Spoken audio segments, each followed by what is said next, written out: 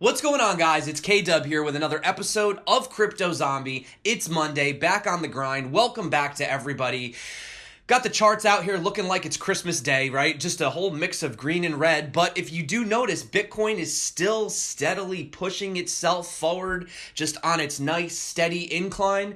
Still, Ethereum looks like it's struggling to kind of keep up with Bitcoin. So we do have that mix. We're sitting at a $285 billion market cap. And if you notice, Bitcoin dominance is at 46%, which is the highest that we've seen it in quite some time. If we have a look at the coins that are doing the biggest today, oh my goodness, Holochain, 70% up for the day. However, that's easily explained with the Binance listing. As we know, exchange listings have a lot to do with huge price surges, especially overnight. We also see Dropple, Basic Attention, GX, Electroneum, Kin, Augur, Nem. And if we have a look at the biggest loser of the day, we have Bitcoin Diamond, which I definitely warned you guys about the other day. I said, please do not get into this. This is definitely some kind of a crazy pump. And, you know, it turns out that Bitcoin Diamond essentially got listed on HitBTC, and it had a surge of price increase and this and that, but some people are saying that there might have been some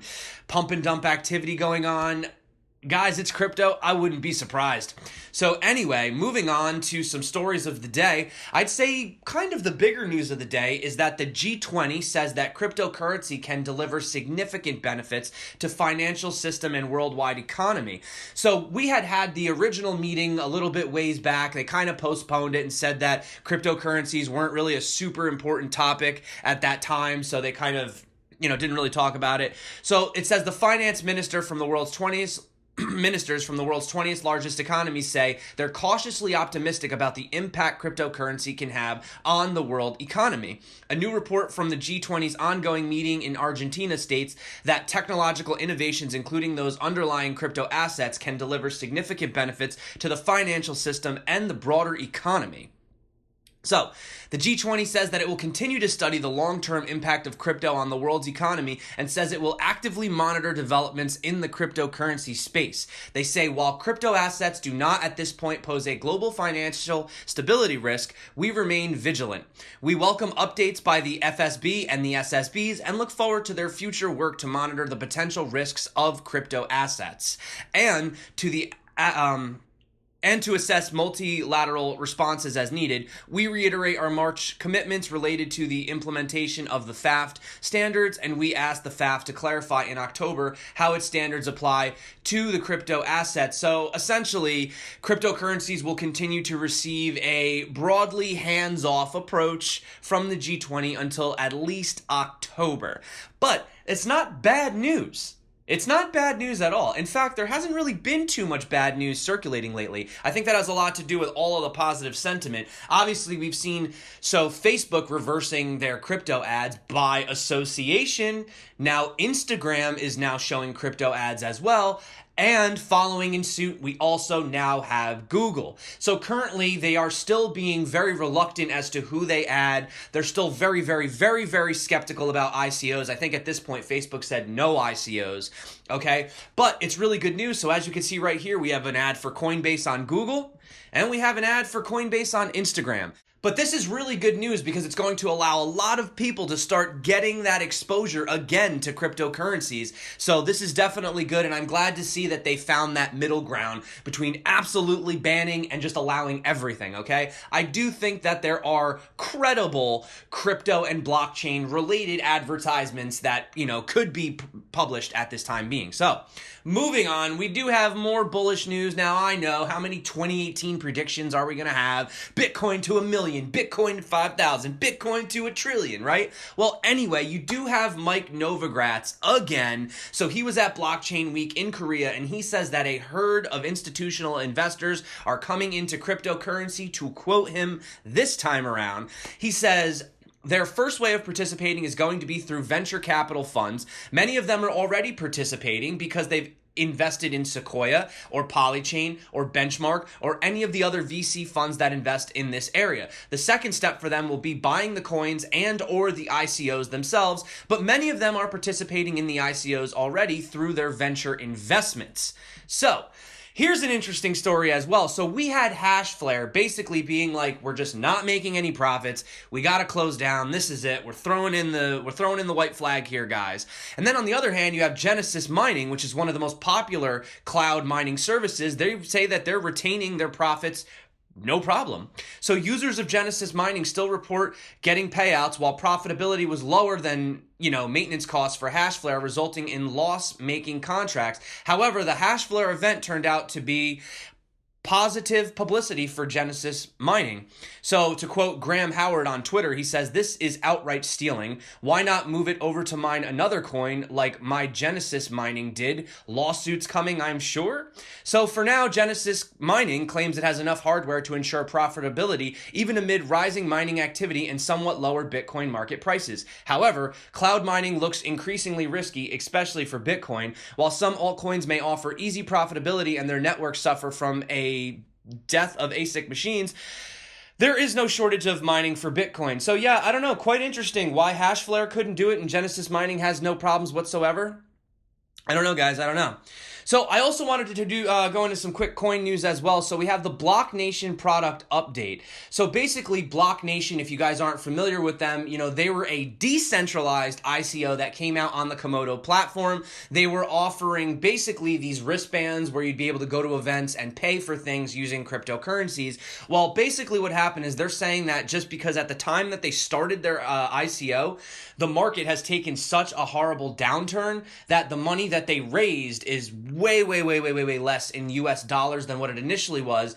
So they basically said that they still are going to continue doing what they're doing. They have no plans in stopping. However, they say that they are going to offer a refund to everyone that invested in the ICO. However, as a way of saying thank you so much, they're actually going to allow everyone who participated to keep their BNTN tokens. So you're actually going to be able to keep your BNTN, but you're also going to get a refund. So I thought that was really cool of them. So you should be getting your refunds, they say, within the next up and coming days. So definitely keep a lookout for that as well. Also, guys, if you didn't check it out, there was a pretty cool interview over from CNBC exclusive with, I know CNBC, right? Everybody's got their opinions. But they did have it with, CZ over at Binance. And it was really interesting because at one point, he even went on to say that his exchange is more secure than decentralized exchanges, which I thought was really interesting. I think I have it paused right here. I think, yeah. And is this because of security issues and hack issues, or is it a much bigger thing? I think it's a much bigger thing. I think centralized exchanges right now have much higher efficiency, so much higher trading volume. And that actually today, I think Binance is probably more secure than decentralized exchanges. I think that's a misconception for people. But decentralized exchanges will give you more freedom. Right, so you can be more anonymous in terms of your trading. You don't have. So anyway, guys, you can kind of go on. He talks about all these different things. He obviously talks about centralized, decentralized, where Binance is moving, the things that they're getting into right now. So that was a really good interview. I figured I'll drop that in the description below for you guys. So let's talk about CryptoKitties. CryptoKitties is back at it again. So what are they doing this time? Well, it turns out, so here's the story. Essentially, CryptoKitties that functions on Ethereum's blockchain network as non-fungible tokens. So they've delivered to these charities before, right? So the latest one was a 10-day auction that managed to have a total of 18 bids on the world's first sea-loving CryptoKitty, Hanu Kitty, that was finally auctioned for $25,000. And if you could see right here, essentially Hanu Kitty is it's like a turtle looking kitty. So it's a kitty that is like a hybrid kitty turtle. So anyway, this kitty has been designed to be an environmental ambassador, fundraising to help protect the planet's oceans and its lives. The collected funds will be contributed to Sea Shepherd Conservation Society's Operation Gyro and Unite BVI Foundation Saving the Turtles project. So that's pretty good news, guys. I mean, yeah, CryptoKitties donating, that's awesome, man. Whatever. You guys can laugh all you want about it, but if they're out there, they're getting donations, they're doing good things for the environment, I stand by you, CryptoKitties. So also, let's talk about Gods Unchained. The first competitive esports project, which is built on the Ethereum blockchain, has finally been launched. The new game, which was developed by Fuel Games, was funded by Coinbase Ventures. Now that's interesting. It was funded by Coinbase, guys. So the funds were to be utilized for the development and deployment of the game. The game provides a better user experience for the gamers by implementing hybrid on-chain and off-chain system. This helps in processing the information better, thus enhancing the user experience as well well as preventing network congestion. However, I think the only question on everybody's mind is, but is it better than PUBG? So, we also have an update. So we have Casper and the move to proof of stake. So what does this mean for Ethereum? This is a question that a lot of people have been asking. So I was able to dig up this article right here. Not too long of an article to read, but I'll drop it in the description below. If you're one of those people out there that's holding tons of Ethereum and you want to know what this means for you, well, this is basically your go-to answer right here. Also, just wanted to talk really quick. So I did have Josiah Spackman. He's the ambassador for Digibyte. We did a live stream interview a couple days ago. And, you know, I did tell him if there was any way that I could help. And he says that right now they're going back to Venezuela. You know, they have this promo video right here. Failed policies have tanked the country's economy. Things that we have seen here in Venezuela are absolutely insane. They're escaping poverty and violence and hunger. There is a growing community of Venezuelans who are using Bitcoins to buy food. So yeah, I mean, as you guys know, we did see they had that nano that was donated to that Venezuelan kid, and he was able to like buy all this food for his family and stuff like that. So essentially it looks that he's teamed up with Arcane Bear, and they're also doing a donation type thing as well. So, I mean, I guess I could technically just like leave this up if you guys don't want. This is the QR code right here, essentially. But if you guys want, you can go there, you can donate. I just figured it's a good cause, and I figured it was worth talking about on the show. Also, guys, I want to talk about Switcheo and Bridge Protocol. So they are having a trading competition on Switcheo Network. So the criteria are this. Basically, winners will be selected based on their total trading volume across all toll trading platforms. Only orders that have been fulfilled will be counted into total trade volume. Trades made outside of the event period will be considered invalid, and trades that are considered fraudulent, you know, such as wash trades, etc., will not be counted. So basically, they're doing this between the 17th and the 26th of August, so you do have a little bit of time to prepare for this. And they're going to offer a total of 1 million toll that you can win.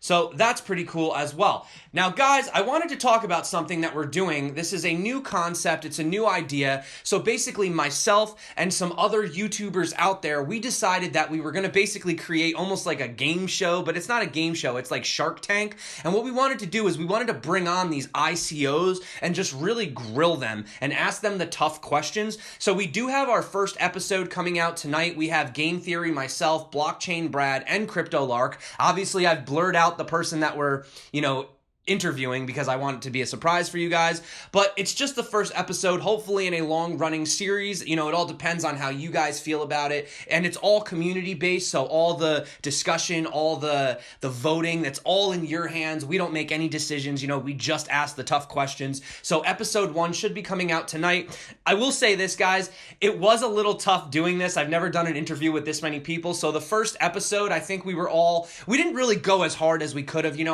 watching it the second time, I really wish we had grilled a little harder, asked the tougher questions, and were a little more aggressive. But, you know, it's the first episode, guys. I imagine that we're only going to go way higher from here. You know, we're also trying to see if we can get more professional work done as well. You know, get a real set with real camera crews and stuff like that. But for now, you know, have a good time with this. Let me know what you guys think. But I don't know exactly what time we're going to be putting that out. So if you guys haven't followed me yet on Twitter, my Twitter is at The Crypto Zombie. I'll leave a link in the description. Just go follow me because I tend to put a lot more updates on my Twitter, so you know you guys can know when that video is up as well. And if that's not enough for the day to get you excited, how about this sign over in San Francisco from Sift Science that says, "Bought your password for $3, sold your Bitcoin for $3 million."